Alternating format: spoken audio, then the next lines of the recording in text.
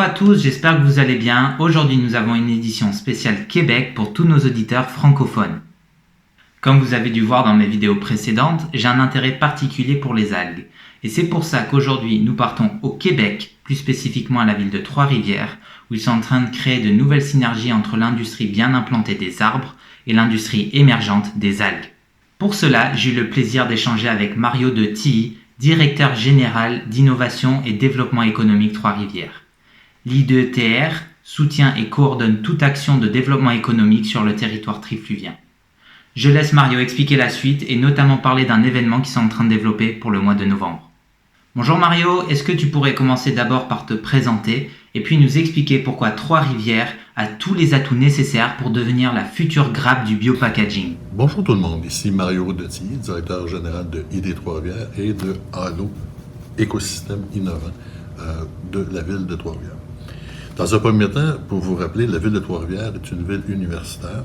Il faut quand même situer que le Québec, par rapport au Canada, est une province francophone qui est située complètement à l'est du pays et aussi, très important, qui compte 8 universités. Donc, Trois-Rivières est une de ces 8 villes qui ont la chance d'être reconnues pour être une ville universitaire. Nous avons également une activité portuaire qui est extrêmement foisonnante, donc beaucoup d'activités du côté des activités portuaires, mais également au niveau de l'innovation. Nous avons également la chance d'être situés à équidistance entre Montréal, métropole du Québec, et Québec, capitale de la même province, ce qui nous confère donc un avantage géographique évident.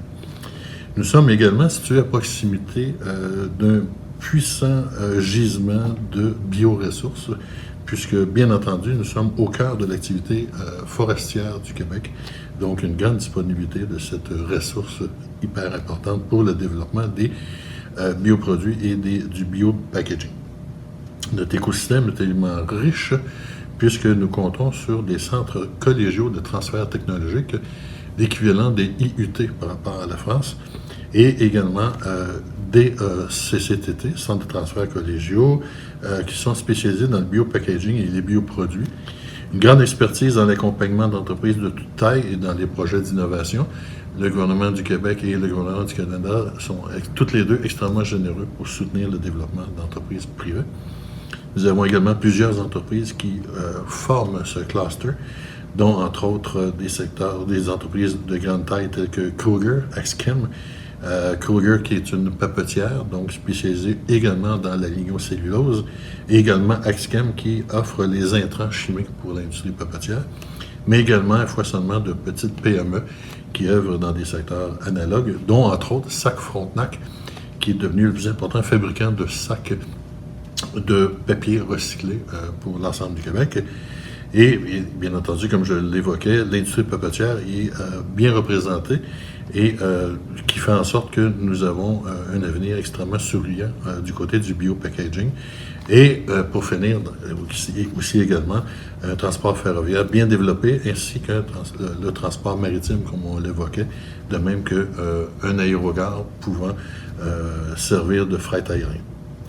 En effet, il y a tous les atouts nécessaires pour se lancer dans cette industrie-là. Et comment allez-vous faire pour attirer tous les grands acteurs internationaux de ce secteur? Dans un premier temps, nous sommes à la création d'un hub des bioprocédés et des bioproduits en Mauricie.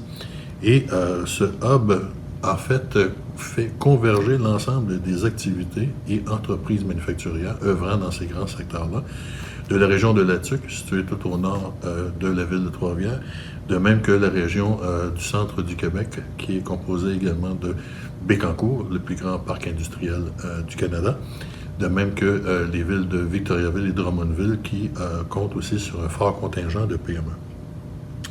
Mais nous sommes également membres de plusieurs organisations internationales qui sont liées à des secteurs analogues, dont, entre autres, nous venons tout juste de signer une entente avec le cluster des bioindustries d'Allemagne, la CLIB, avec lequel nous serons l'antenne nord-américaine pour ce cluster.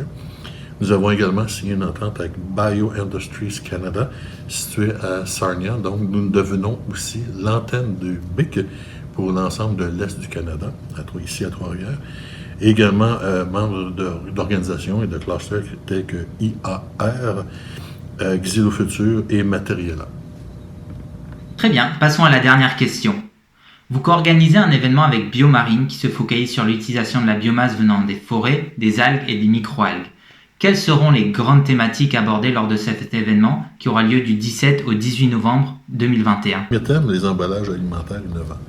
Comme on sait, les technologies actuelles visent à protéger et préserver la fraîcheur et l'intégrité des aliments, tout en offrant aux entreprises qui font de la transformation alimentaire un moyen peu coûteux et efficace d'emballer leurs produits. Bien entendu, ces technologies sont efficaces et elles ont permis également de faire de la valeur ajoutée au niveau de la transformation alimentaire, tout en permettant une plus grande conservation des aliments, tout en maintenant un prix bas pour les entreprises, comme je l'évoquais.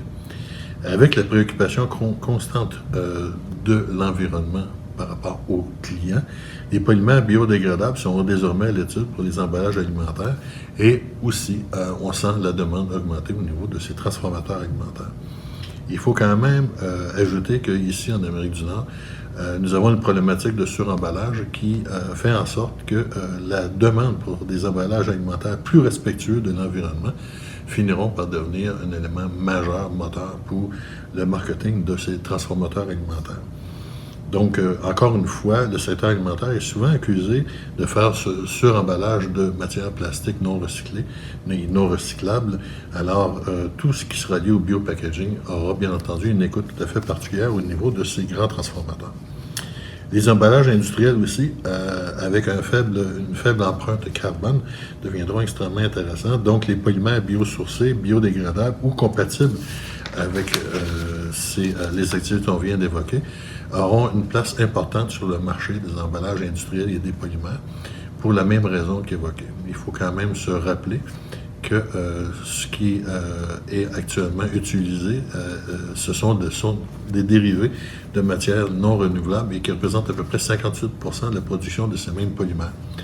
Les polymères biodégradables ou compostables constituent le reste, soit environ 42%, et on sait que l'écart devrait se rétrécir au fur et à mesure que nous avançons dans les prochaines années.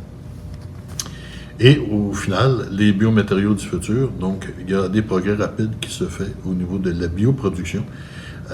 Un des moteurs de cette tendance à croissance rapide, bien entendu. Cette nouvelle frontière de la science et des matériaux permet de fabriquer des produits biosourcés à partir de matières premières très spécifiques.